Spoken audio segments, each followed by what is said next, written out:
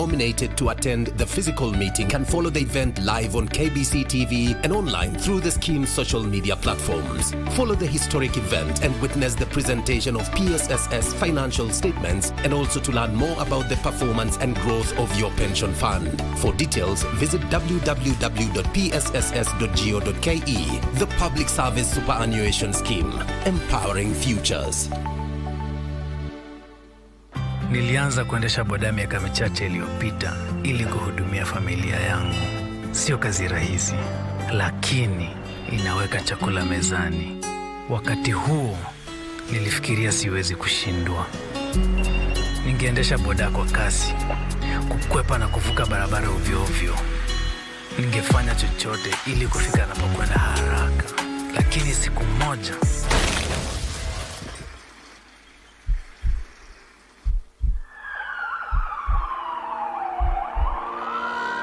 nilikuwa hospitalini kwa miezi 3. Kosa moja karibu liondoe kila kitu.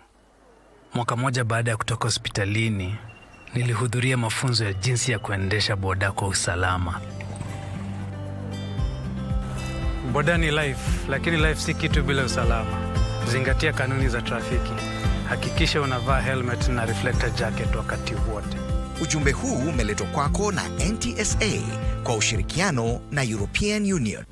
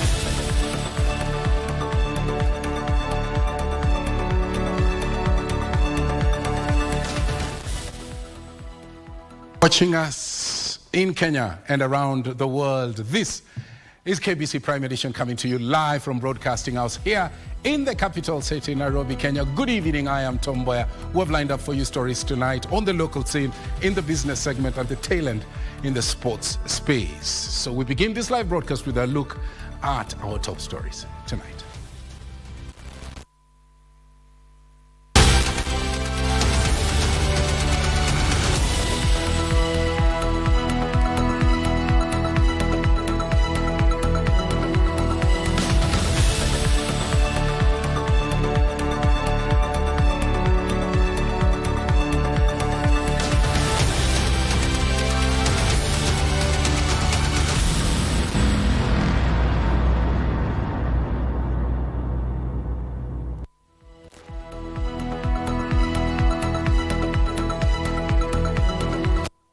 Thank you for joining us. Our sign language is Lucy Mwaura. Our socials at KBC Channel 1. Speak to us on all those social media platforms. Let's begin this live broadcast tonight differently and go straight to our top story, where Ian Ngige Njoroge, the 19-year-old captured on video assaulting a police officer along Committee Road, has been formally charged.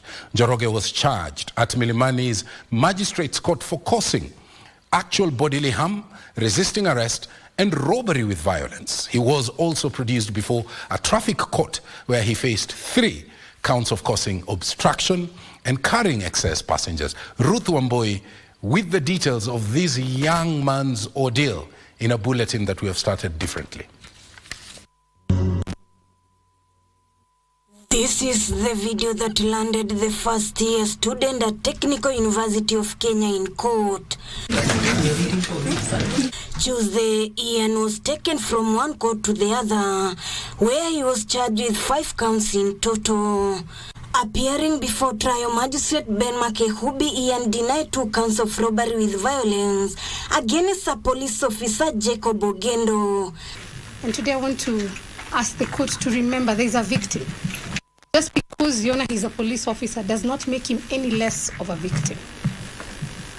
Yona, these 3 days we are seeking, Yona, speak into the rights of the victim. According to the prosecution, Njoroge is charged with robbing a police officer, a police communication gadget and a phone, Samsung brand worth 50,000 shillings. However, his defense counsels Duncan Okach, Kenneth Chesa and Vincent Lempa strongly opposed the charge of robbery with violence, saying the ODPP has applied a non-existent law in charging the young man. He is a victim of state indolence, laziness, misconception of the law, and inefficiency in the police force. 2016 EKRL,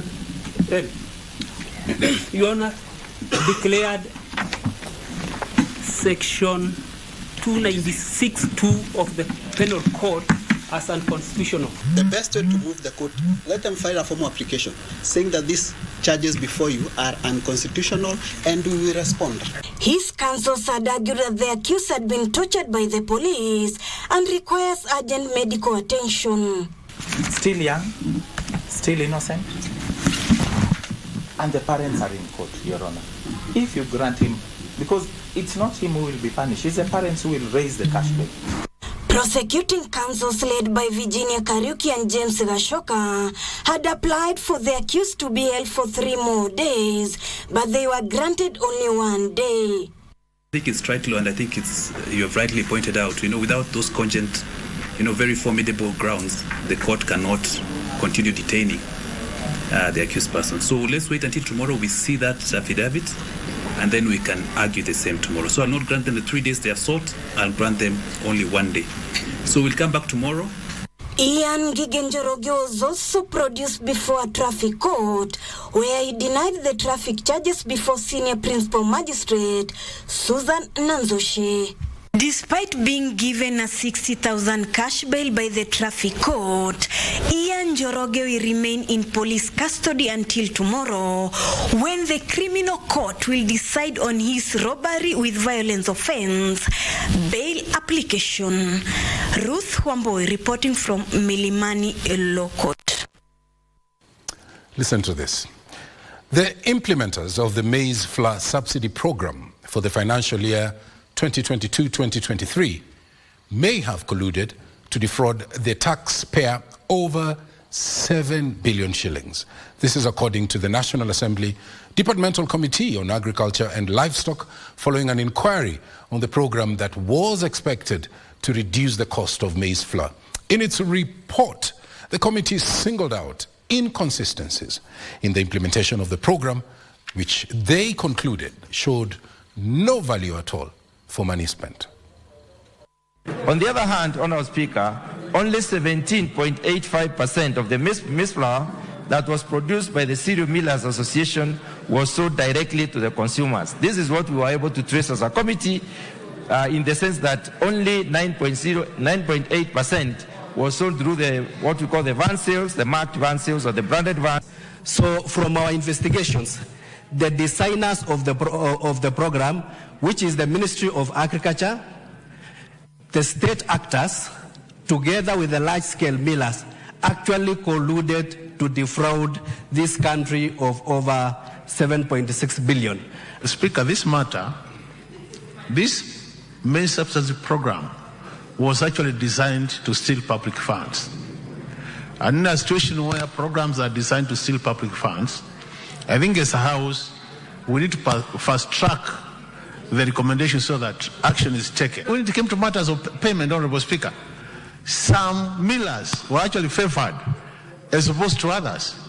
And you wonder, in a public arrangement, why would one want to favor a miller in terms of payment and not pay others? To me, these are the issues, Honorable Speaker.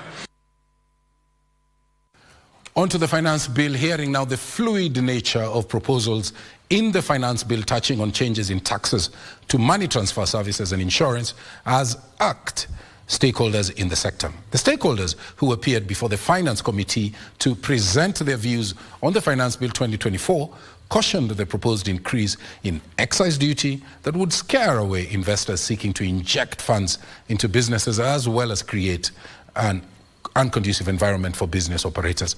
Our reporter Abdiaziz Hashim with the details, even as the Finance Committee chair dismissed claims the views by the stakeholders will not be accommodated in the final report. Various stakeholders kept their date with the Finance Committee seeking to add their voice on the proposed Finance Bill 2024. Here they expressed their reservation on certain clauses in the bill, warning they will be counterproductive to the economy. By increasing taxes year in, year out, I think you are causing profuse hemorrhage to private consumption.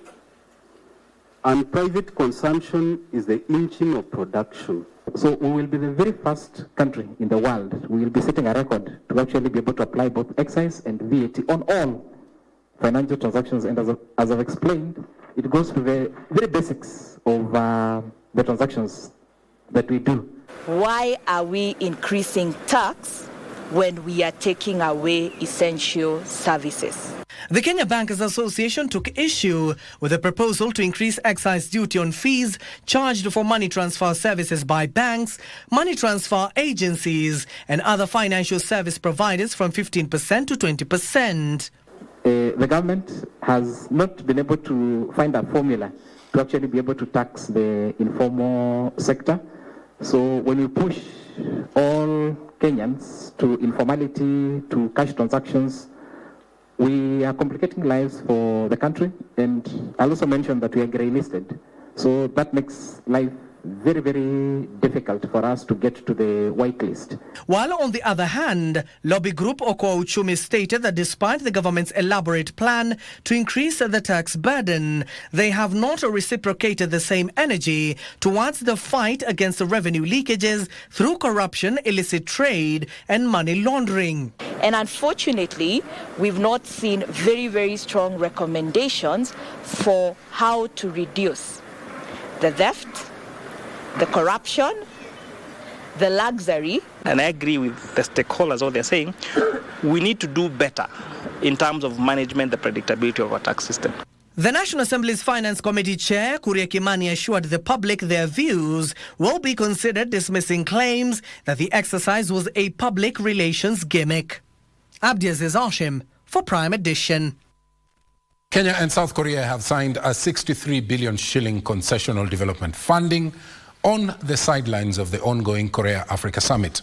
This includes 30 billion shillings for the implementation of the Konza Digital Media City project. President William Ruto said that the project will boost Kenya's digital ecosystem, a key government initiative aimed at expanding digital and also the creative economy opportunities for the young people at the Konza Technopolis.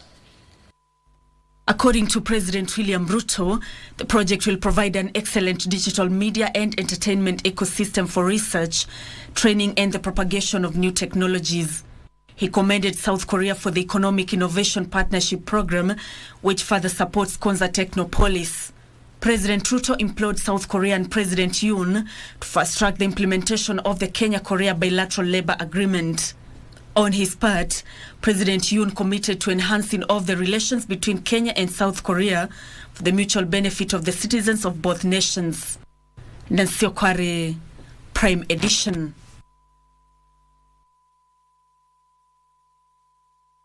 Now, members of parliament want government to recall admission letters issued to university students expressing concerns over the fee structure. The Committee on Education, in a meeting with Higher Education Permanent Secretary Beatrice Moganda, KUCCPS and HELB officials argued that the fee structure failed to specify the capitation by government and what was expected to be paid by each parent. The legislators want the fee structure revised to itemize each cost as opposed to blanket figure. The National Assembly Education Committee engaged the Higher Education Principal Secretary Beatrice Muganda on the new funding model for universities, which they argue is not practical. The MPs taking issue with the fee structure sent by government, calling for a recall of all admission letters. Give us a proper fee structure and how you are recalling the other one. So that don't come next week telling us about how you want to do it. Come us with the solution so that when you'll be working on the placement, the mean testing, the loans and the funding equals to the household fees. And that is what we want from the parent. How much the parent is going to pay in semester 1, semester 2, semester 3. I will direct universities to withdraw the letters. Higher Education Loans Board Chief Executive Officer Charles Ringera disclosed they adopted a formula-based allocation criteria that takes into account each student's economic background. Under the new financing model, students from families whose income is below 6,000 shillings will enjoy 95% government financing as compared to those whose household income is in excess of 120,000 shillings, who will only get 60% of government support. The letter from the admission letter from the university is saying, if you require funding, get on www.hef. But then it does not tell you what will that mean. That's what we were thinking. Maybe we can issue now an addendum to say that paragraph, we expand it and say this is how the fees will be calculated. But students are being forced, for instance, science students. They probably wanted to go for medicine or engineering, but they're being forced to go for education science because they cannot afford that 600 and something thousand. Are you aware? The lawmakers want the ministry to reconsider the previous funding model, where funding is pegged on the number of undergraduate students registered on regular program and the type of course. Risho Kiwashira, Prime Edition. An update now on the health workers' strike. Health Cabinet Secretary Susan Nakumicha has come under sharp criticism for allegedly failing to address the ongoing health workers' strike as the clinical officers' strike entered its 65th day today. Clinical officers, lab technicians, environmental health and public health practitioners marched to Afia House and Parliament buildings to agitate for their rights. This comes as governors alleged mischief by the national government, accusing them of planning to take over the health function by failing to provide funds to counties in a timely fashion to provide health services. For the 65th day in a row, clinical officers took to the streets of Nairobi, vowing to paralyze services in all health centers until their demands are met. Led by Kenya Union of Clinical Officers Secretary General George Gibore and their union's chair Peterson Washira, the officers accused Health CS Susan Nakumicha of failing to address their demands. Today we are here to fight for professional dignity. We are here to fight for professional respect. And that is why we have come out as all the health unions, because our people are being indignified. The clinical officers held demonstrations at the Ministry of Health headquarters, where they were joined by lab technicians, environmental health and public health practitioners, and universal health coverage service providers. We saw the Parliament allocate money for absorption of JSS teachers. Because their ministry, their TSC went to Parliament and sought for that money. Why didn't our CS go to seek for money?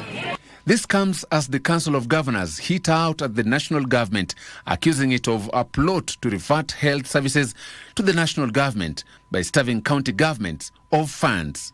I think there is a deliberate effort to taint counties as being unable to run the health sector, and therefore the push to bring it back to the national government. For Prime Edition, I'm Joseph Wahungu.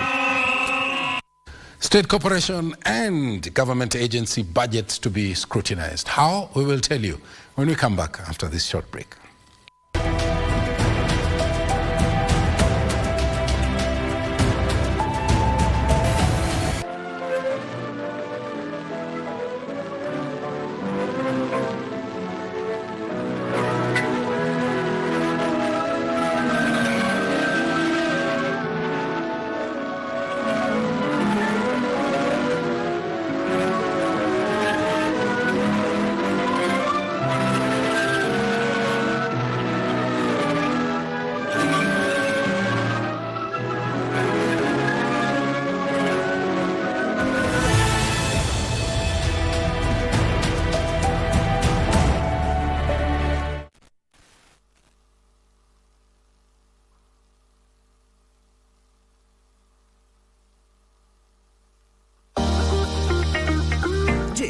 malimbikizi ya ushuru? Mamlaka ya utozaji ushuru nchini KRA inakupa msamaha wa adhabu na riba ya ushuru kufikia tarehe 31 Disemba 2022 kupitia Tax Amnesty Program. Ili kujua jinsi ya kupata msamaha, jiunge nasi kwenye maonyesho ya barabarani kote nchini ukiletewa na KRA kwa ushirikiano na KBC.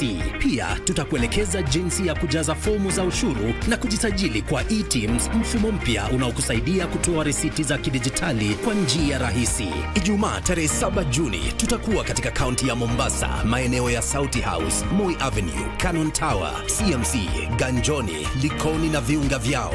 Jumamosi tarehe 8 Juni tutazuru kaunti ya Kilifi, maeneo ya Mtwapa, Kilifi Market, Gede, Matsangoni, Malindi Town, Malindi Stadium na viunga vyao. KRA, tulipe ushuru, tujitegemee. Asanteni sana kwa kuwezesha Lotomoto kuwafikia wengi wasiojiweza kupitia star 570#. Hapa umewafuta wengi machozi, umewaelimisha, umewapa makao, umewapa lishe na umewapa matibabu kwa namna tofauti. Asanteni. Asanteni. Asanteni sana.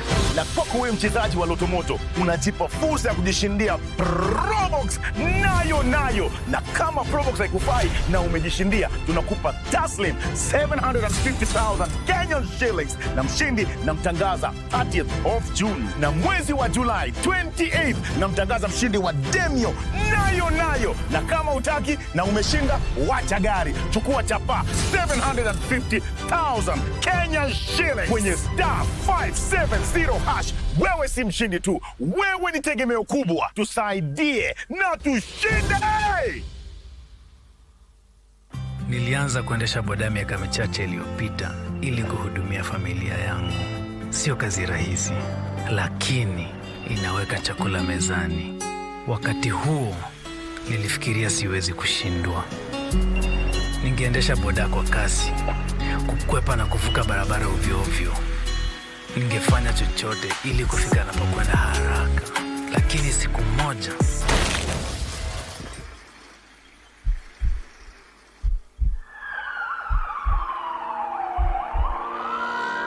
nilikuwa hospitalini kwa miezi 3. Kosa moja karibu liondoe kila kitu. Mwaka moja baada ya kutoka hospitalini, nilihudhuria mafunzo ya jinsi ya kuendesha boda kwa usalama. Boda ni life, lakini life si kitu bila usalama. Zingatia kanuni za trafiki. Hakikisha unavaa helmet na reflector jacket wakati wote. Ujumbe huu umeletwa kwako na NTSA kwa ushirikiano na European Union.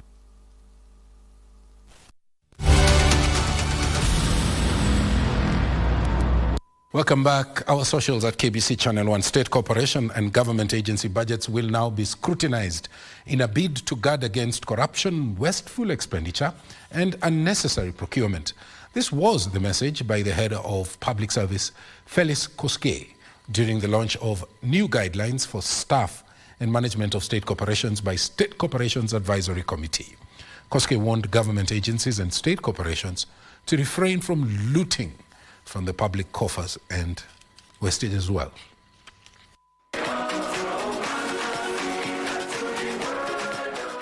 Presiding over the launch of new guidelines on management, terms and conditions of service for board members and staff of state corporations by State Corporations Advisory Committee, Head of Public Service Felix Koikai sounded a stern warning to public entities.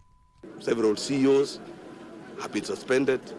Many have been arraigned to court. That is a process because we don't want to be pedestrian people who wants to, to embarrass people who perhaps later on they turn to be innocent. So we are following the law, and the institutions that are responsible for investigations, prosecutions are doing their work professionally. As the budget-making process culminated in a few days, Koikai instructed that state corporations' 2023-2024 budgets be vigorously scrutinized to eliminate unnecessary expenditure. We are reminded that we convene under the spotlight of the ongoing public debate on the Finance Bill 2024. The people are deeply concerned about how their resources are utilized.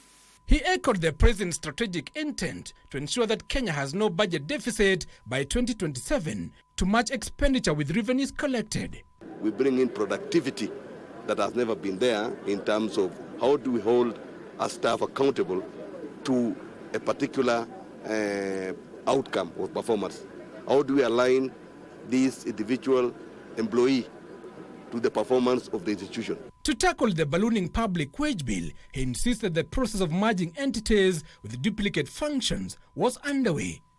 The new guidelines, among others, provide for the dissolution of state corporations on approval by cabinet.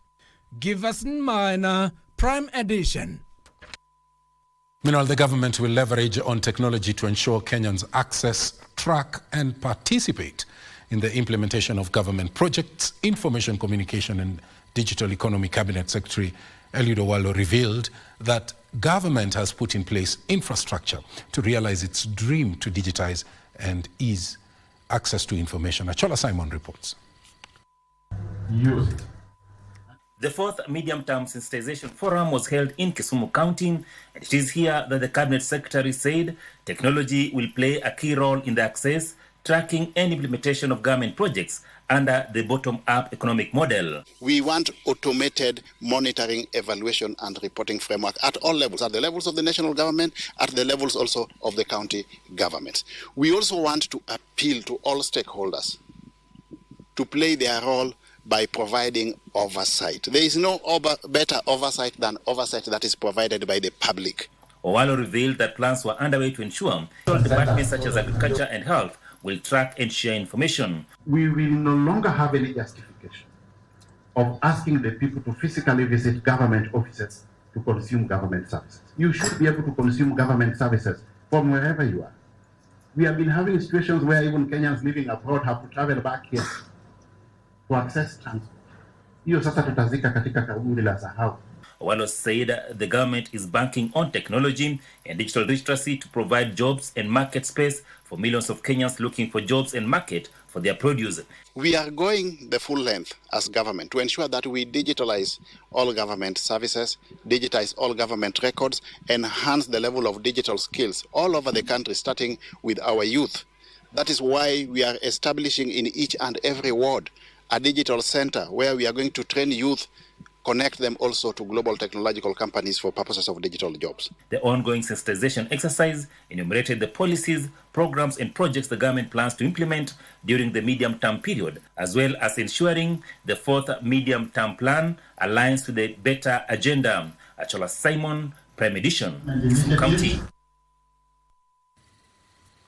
Media personality and reggae disc jockey Njambi Koikai is dead. Njambi, known to many as Fire Mama, died at Nairobi Hospital while receiving treatment. Njambi, who has had a long struggle with endometriosis, had just before death, appealed for blood through her Instagram page. She spoke publicly, by the way, about her struggle with the condition, taking every opportunity to educate the public about the challenges of living with that condition. Mary Njambi Koikai, known to many as Fire Mama, has fought endometriosis for years before she took her last breath while receiving treatment at Nairobi Hospital. And then that's when I started asking, what is this endometriosis thing? What is this thoracic endometriosis? What is this? And then he started explaining to me, and then we did the test, and we found out that I had stage 4 endometriosis and thoracic endometriosis, and then I also had adenomyosis. Through her Instagram page, Njambi had made a public appeal for blood. The media personality is remembered for her electrifying reggae show at KBC's radio station. When she was a presenter at Metro and having to do news at Channel 1, even sustaining the two shows you and tells you that Njambi was such a disciplined person and she loved what she was doing. Her former workmates have eulogized Njambi as a courageous, industrious and a resourceful person. She started picking up some interest in DJing, but that really didn't go, that high. But her person was teaching her DJing techniques. Actually, told her, you can try emceeing. And that changed everything. Her online fans have also eulogized the renowned reggae DJ as a great entertainer and a fighter. I only got to learn later that Njambi had battled endometriosis since the age of 13. I didn't know that because it didn't show. Njambi was always working. Inspired by her courage, Njambi also ventured into the political arena where she vied for the Dagoretti South constituency Member of Parliament position in the 2022 general election but lost the seat to the current Member of Parliament, John Kerry. Rest in peace, Njambi. We'll miss you. Inshallah. We are awaiting official communication on her interment by the family. John Kahiro, Prime Edition.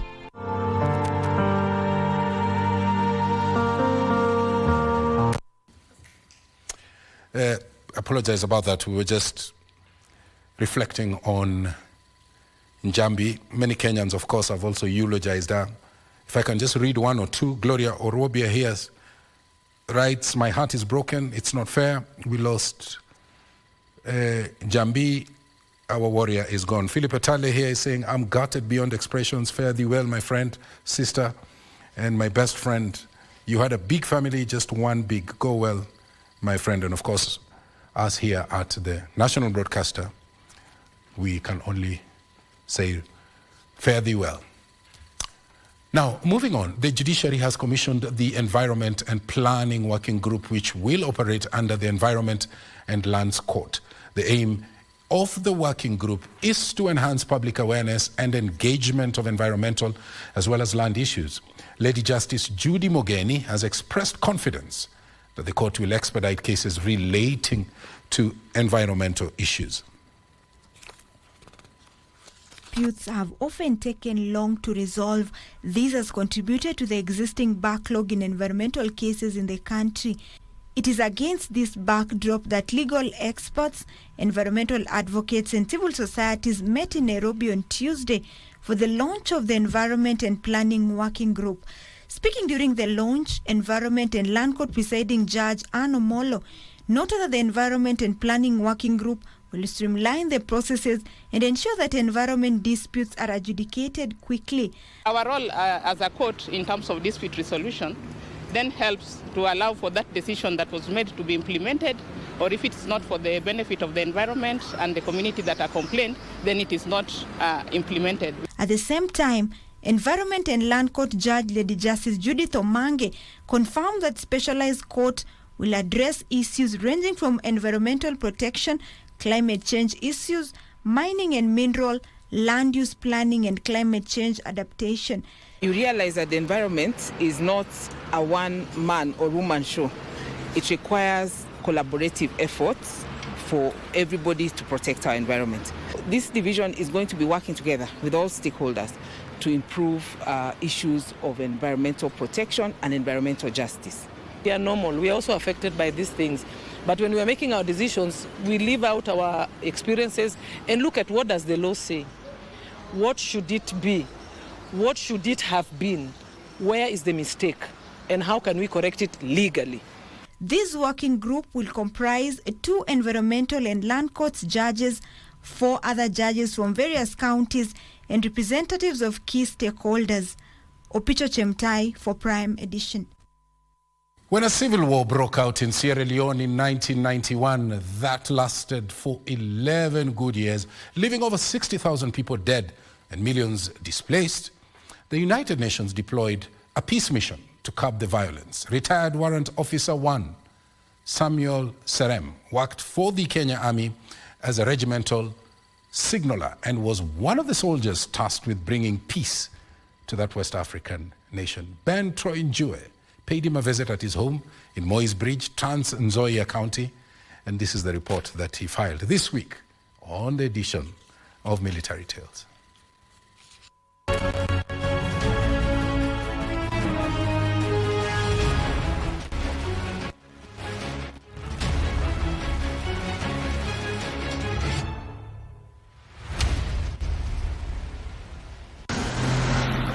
We travel to Maize Bridge in Trans Nzoia County to meet one former military communications expert who served as a regimental signaller.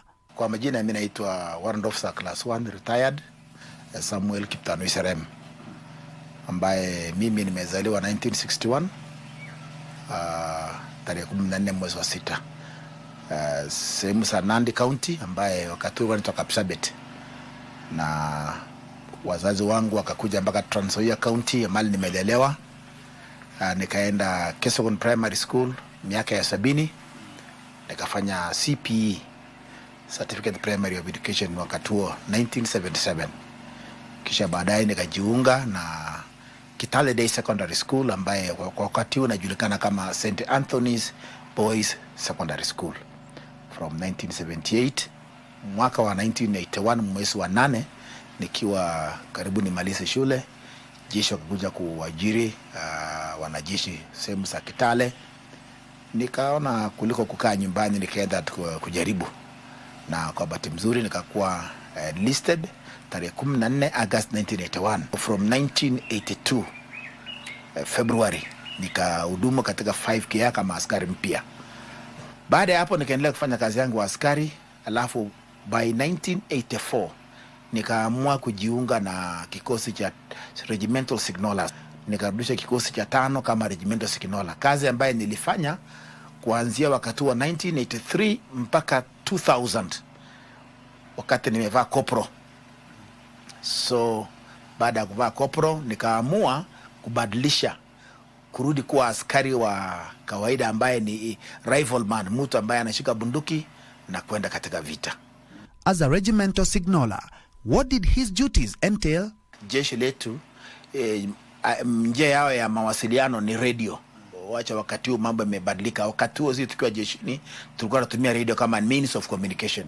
So mimi nilikuwa kazi yangu kumani hiyo radio, na utakuta kwamba radio kazi yake ni kupeana ujumbe, na vile vile kama mambo ya welfare ya askari, kama kuna jambo limetokea na askari fulani anataka na kujulishwa, inakuja kwa njia ya radio.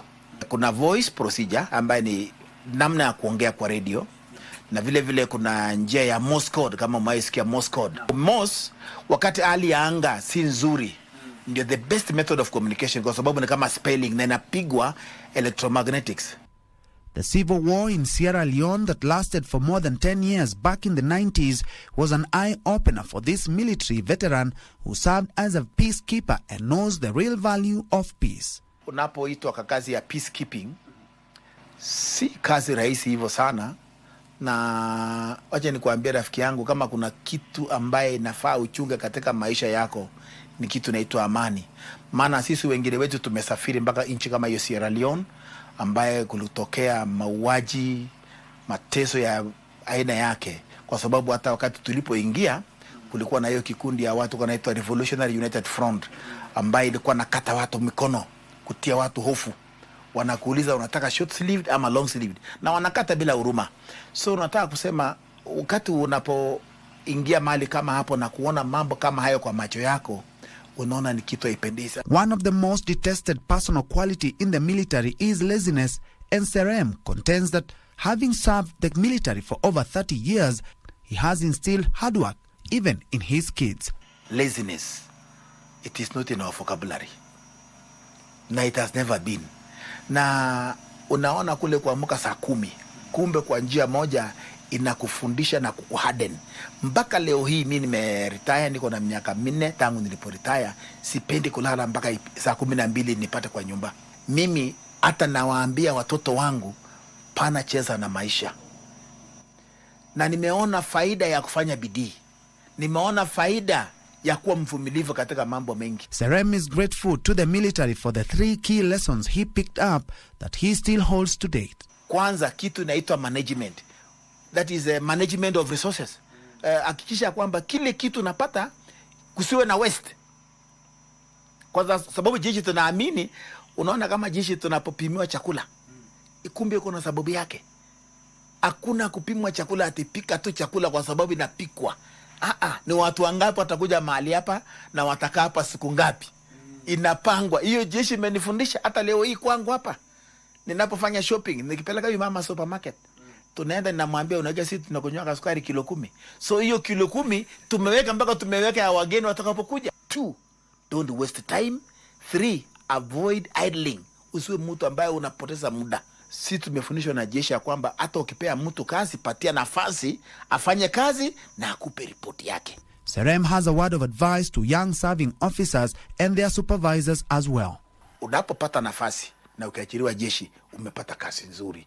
Kitu unahitaji kufanya ni kwamba kile utafundishwa right from ukiwa training, shikilia na mikono miwili. Na hiyo ni nini? Nidhamu. Ukishikilia hizo, utaenda mbali. This job is not permanent.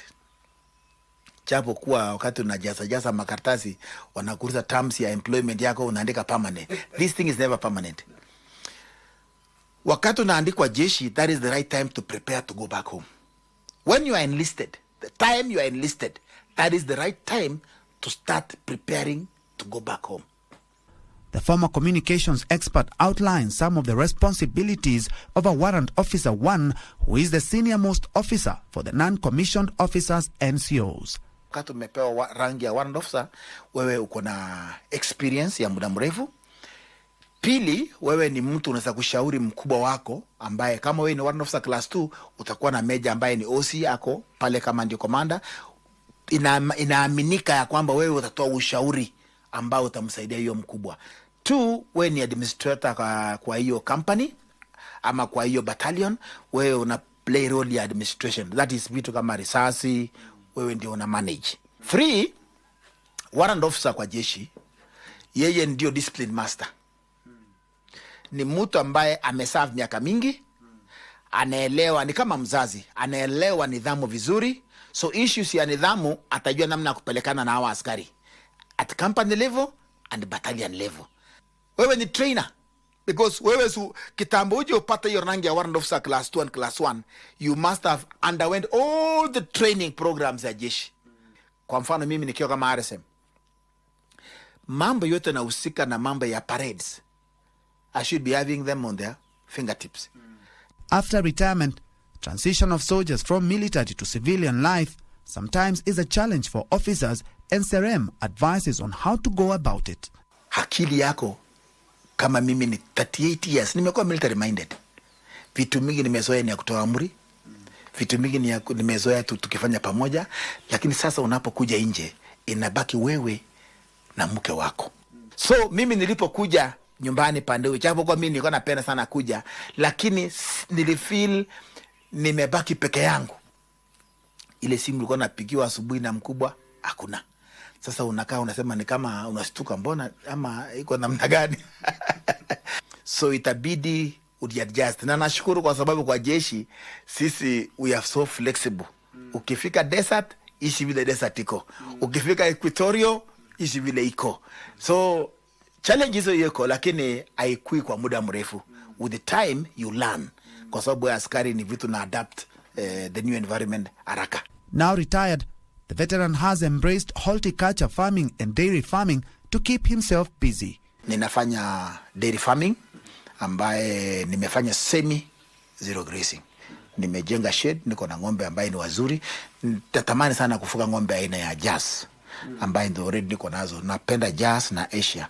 Na hiyo ndio kazi ambayo nafanya. Secondly, wakati nilipokuwa kazini, mke wangu alikuwa na jihusisha sana mambo ya horticulture. Alafu kuna kazi ambaye mama amekuwa akifanya. We have an hotel ambaye it has been running. Saizi I'm making 80 liters per day. Officer Serem is a family man who enjoys exercising to relax, believes in educating children to their best of their abilities. Mimi ni mzee ambaye niko na mke mmoja ambaye amewakaribisha mahala pale. Nilioa 1983. 2 years baada ya kuingia jeshi. Na tumebarikiwa tuko na watoto 5. His parting shot. Yawezekana kuna Wakenya ambaye hawajaona inchi ama mtu ambaye amekosa amani namna anavyoishi.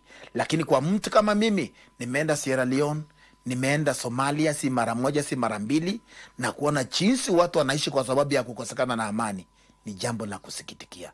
Kwa hivyo tushike na tutunze amani kuliko vitu vyote, na tusifanye mchezo nao. After the interview, we paid a visit to his farm, which has been his office since retirement. Unaona kiangalia inatafuta hiyo. The process kana tafuna. Okay. Yeah. Tumeshukuru sana bwana Serem. Asante. For 38 years, Mr. Samuel Serem was in the military and called it a day just a few years ago, but his dedication and determination, he still has it to this day. For Military Tales from Maize Bridge in Trans Nzoia County, I'm Bentroy Njue.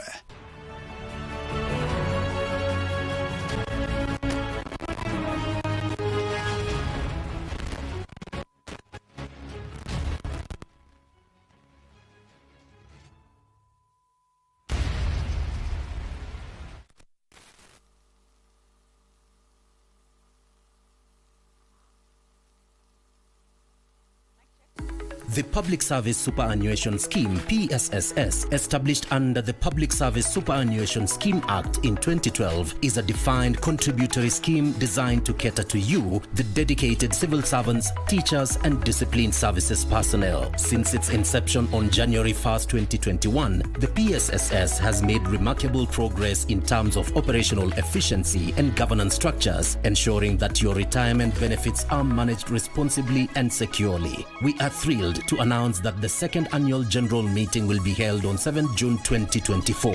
The chief guest will be the Chief of Staff and Head of Public Service, Mr. Felix Koikai. Mark your calendars and join us for the second PSSS AGM on Friday, 7th June 2024 from 8 a.m. live on KBC TV, and be a part of this historic event as we present the financial statements to our valued scheme members. This annual general meeting is an excellent opportunity for you to learn more about the performance and growth of your pension fund. You'll gain valuable insights into how your contributions are being managed and invested for your future. We encourage you to attend the AGM virtually and actively participate in the discussions, ask questions, and share your thoughts. Your voice matters, and this is your chance to shape the future of the Public Service Superannuation Scheme. For more details and to confirm your attendance, please visit our website at www.psss.go.ke.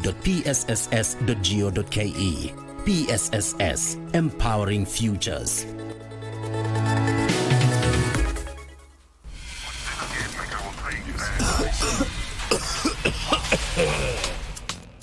Kikohozi cha muda wowote, kutokwa na jasho kwa wingi usiku, uchungu kwenye kifua, afya kudhoofika, tafuta matibabu. Tumekula kiapo.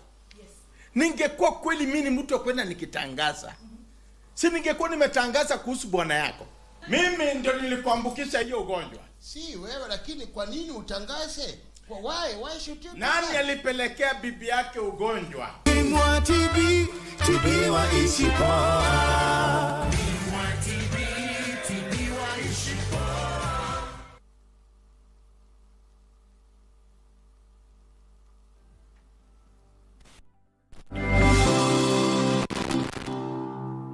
Good evening. Trust that you've had a lovely Tuesday. We take a look at the day's business news. My name is Wairi Mujenga. Now, Kenya's total current official development assistance from development partners now stands at 2.6 trillion shillings, supporting 256 ongoing projects. Deputy President Rigathi Gachagua says that despite this, there is need for more coordination to improve fund absorption rates and project implementation timelines. During the last Development Partnerships Funding (DPF) meeting held in November 2023, it was revealed that Kenya received a total of about 7 billion shillings in donor funding in 2022, but the absorption rate of grants remained low at 25%, while that of loans at 35%. Fast forward to today, the 2024 edition reveals that despite sealing loopholes, the absorption rate is still a concern, with loans at 62% and grants at 25%. One is the historical issues that have to do with project design that result in change of scope. When you change scope, it means the project has to slow down a bit. Already anticipating the idea that every project would need cabinet approval. I can say from the perspective of the United Nations, where we have literally hundreds of projects, the cabinet would be doing nothing else. The official development assistance report indicates that 10-year projects have a disbursement rate of 61%, while those between 5 to 9 years are at 43%, and 0 to 4 years is 12%. However, Gachagua says multi-sectoral committees are focusing on eradicating issues slowing implementation of projects. We have reactivated the joint sector working groups, which serve as collaborative dialogue forums on sectoral and thematic issues between the government, development partners, and non-state actors. Beside coordination, development partners want the government to streamline project processes and match project needs with actual funding so as to address delays in implementation timelines. We have the opportunity for an open and honest dialogue on what each party needs to do better to increase absorption rates and, most importantly, demonstrate results and impact in the lives of Kenyans. The Development Partnerships Forum meets twice annually. Alanauko, Prime Edition. Imported furniture will be costlier if the draft furniture policy is adopted in its current form. The chief interior designer at the State Department of Public Works, Christine Songole, says the policy proposes to increase tax on imported furniture. Kenya imported furniture worth 11.9 billion shillings in 2023, an increase from 9.4 billion shillings the previous year. The draft furniture policy targets to check this by, among others, increasing levies on imported furniture and reintroducing the ban on furniture imports by government agencies. But generally, the general thinking is that the policy needs to address issues of importing furniture. Already 2 manufacturers from Turkey and Malaysia have started negotiations with the government to set up furniture factories in the country. They are talking of Turkey and then actually doing it here locally so that they are able to beat that bit of the importation tax that is very high. There are also plans to establish furniture mass production common user facilities across the country. The challenge that has been in the local sector is the technology, the issues of technology, the standardization of production. So you talk about wood routers, we don't have them in Juakali. We talk about CNC machines that can make standards for production.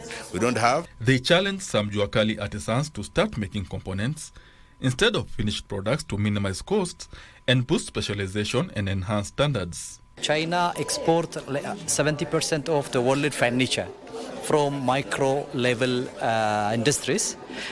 They do specialization on part production. Some company produce only leg for chair. Some company produce top for the table, not like A to Z.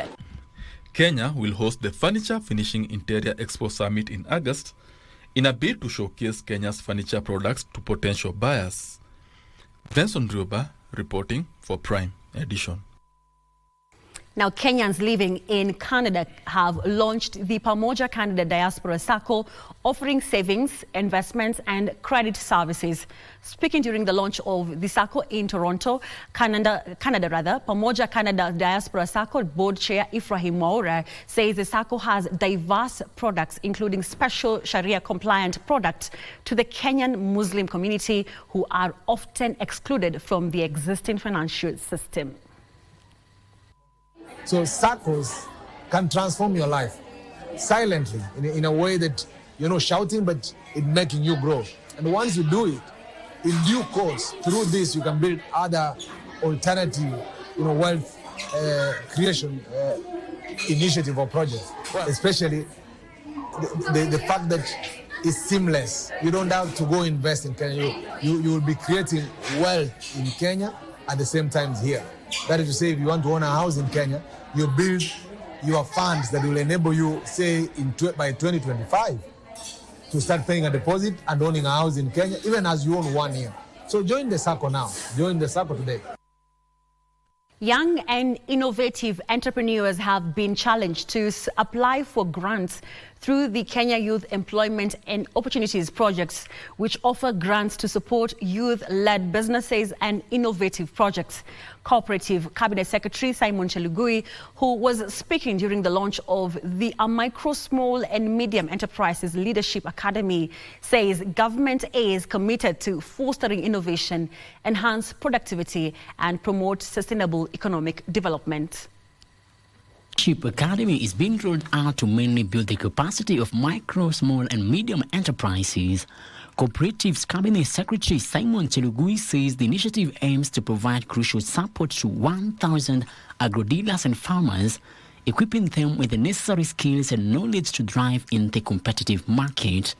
My appeal to farmers, my appeal to the counties or the county governments and the national government partners, that we work with the right quality farm inputs, we work with the right knowledgeable experts, personnel.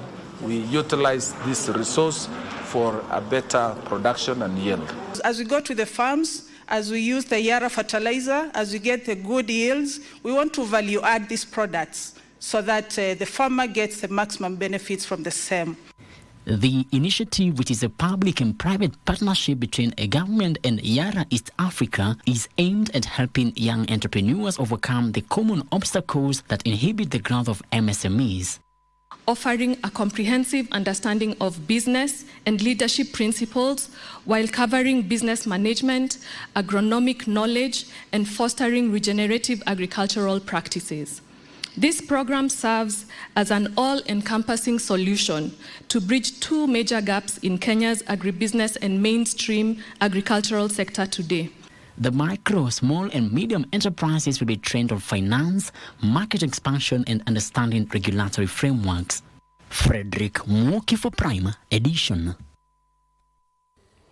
Last but not least, Kenya is in the process of enacting the Carbon Credit Trading and Benefits Sharing Bill of 2023 that will streamline trade in carbon credits. Now, Cabinet Affairs Principal Secretary Dr. Idris Dokota says this will empower flower farms to generate additional revenue from engaging in carbon credit projects that can be traded internationally. Yes, you can go ahead and have the report. The government is working closely with all players, has played a great role in facilitating and ensuring that the flower business in this country doesn't collapse, and is still ready to work with any partner who is actually ready to support the government in tapping the full potential of this industry. It plays a very important role in the horticulture industry as a regulator, and these includes undertaking inspections, market negotiations, capacity building for growers and exporters, and providing information on changes in market requirements for purposes of compliance to achieve market access.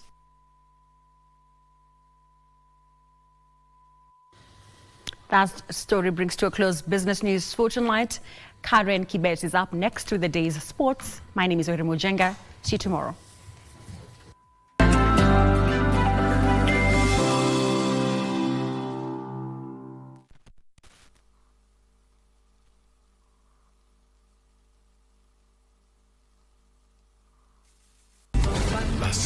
Why didn't you ever tell me that Ruben is my father's son? Why didn't you tell me that Ruben is my brother? Why did you tell me? I don't understand.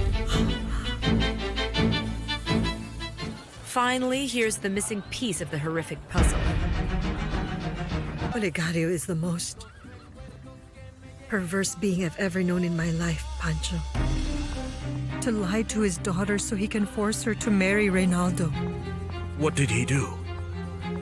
He told her that she and Ruben were siblings. Las Bandidas.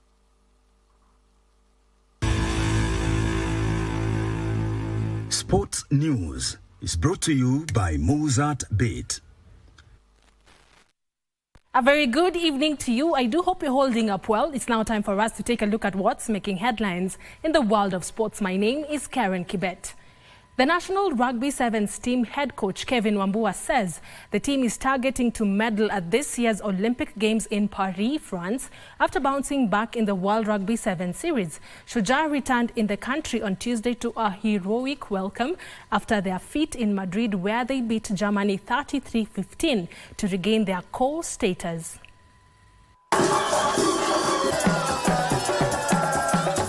Shujaa, who have already qualified for the Olympics, completed their season's aim by getting back into the series they were relegated from last season.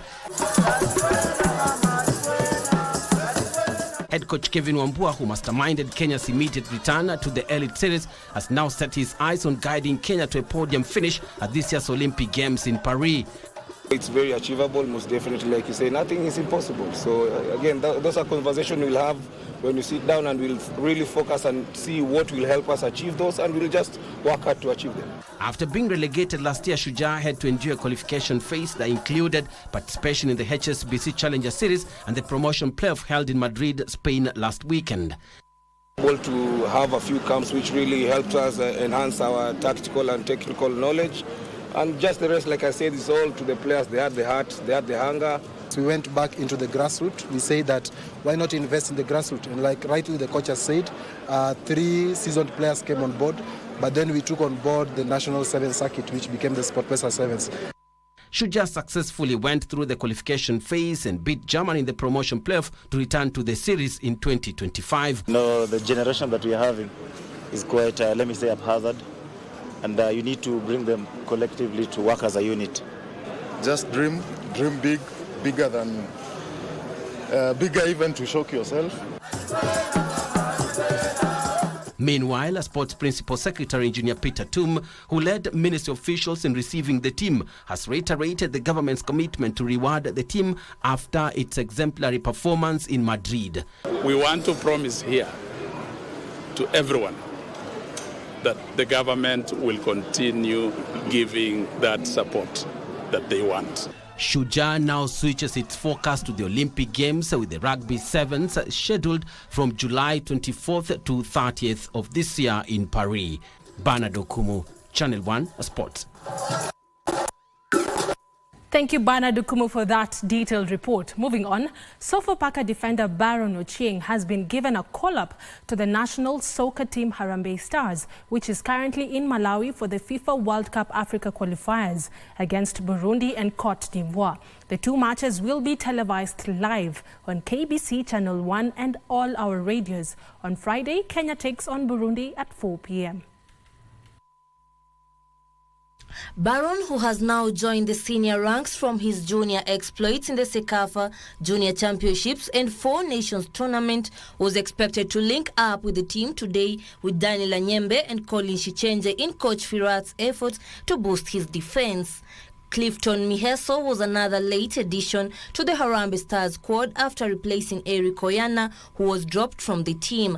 Kenya will play Burundi this Friday at 4 p.m. in Group F match at Bingu National Stadium in Lilongwe, which will be live on KBC Channel 1, while group leaders Ivory Coast will be at home with Gabon before they fly out to face Harambee Stars next week on Tuesday in Malawi.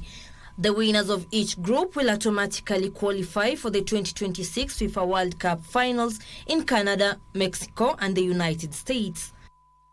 Faith Akinyi for Prime Edition. Thank you, Faith, for that report. Now, the stakes are high in the Kenya Volleyball Federation League that culminates this weekend with the grand finale at the Kasarani Gymnasium. The men's volleyball powerhouse GSU will battle it out with reigning champions Prisons Kenya in a thrilling final, while the other showdown will feature KCB women on their title defense against a strengthened Kenya Prisons. The GSU edged out KDF 3-1 and drew to the finals in an electric semi-final match, while Prisons Kenya posted a critical 3-1 victory over Kenya Ports Authority. In the women's semi-final matches, Title holders KCB defeated DCI by 3 straight sets to set up a staggering final against Kenya Prisons, who triumphed over Kenya Pipeline by 3 sets to 1. The final matches will be played on a best-of-3 series from Friday to Saturday at the Kasarani Indoor Gymnasium. The third-place matches will be played on Saturday, where KDF men will face KPA as DCI plays Kenya Pipeline women for the bronze medal. The visiting Indian professional side Maruti Marble beat Kenyan side Stray Lions by 12 runs to win the 17th edition of the Shri Kuchi Leva Patel Samaj Cricket Tournament. Stray Lions were runners-up for the 2nd consecutive year following that defeat, saying they gave it their all but lost to a better side. They beat SCLPS Samaj by 7 wickets in the semi-finals, while Maruti Marble beat Swampy Bapa by a similar score. The host, Kach Leva, was eliminated in the quarterfinals after a 7 wickets loss. Swami Bapa's wicket-keeper and opener Rash Patel scored the highest number of 6s with 8, while Maruti's Hiren Herai scored 92 runs, which was the highest score of the runs. Hashil of Team BFF was the most valuable player in the tournament with a 14.3 ranking point.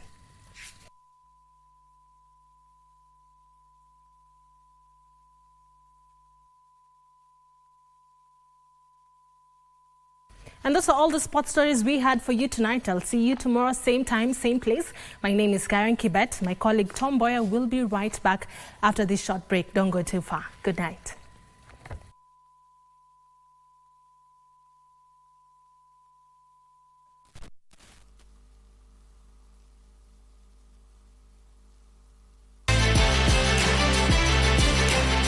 Sports News was brought to you by Mozart Bet. You can lift the plane. The higher you fly, the higher your win. The sky is the limit. Mozart Bet. I want to thank Karen Kibet for that update in the world of sports. Wairi Munjenga for holding the fort on the business desk. Lucy Maura for handling our sign language docket. Thank you very much, Lucy Maura, and the Prime Edition team. My name is Tom Mboya. Good night.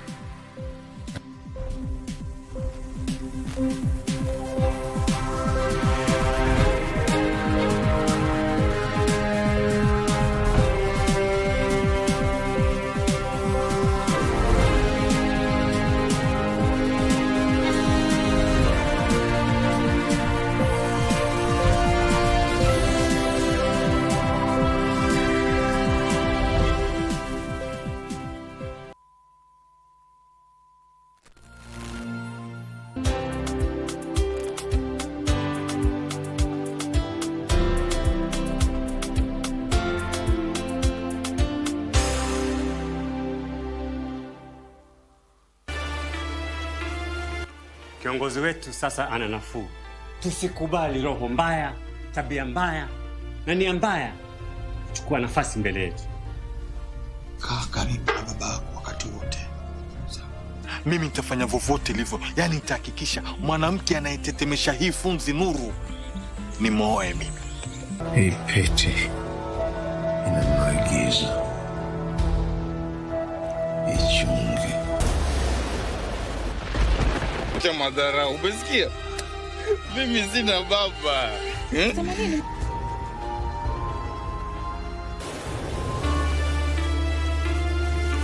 Watch the Mozart Bet Cup as teams from both the top tier and low tier battle for the ultimate prize of representing the country in Africa's CAF Confederations Cup.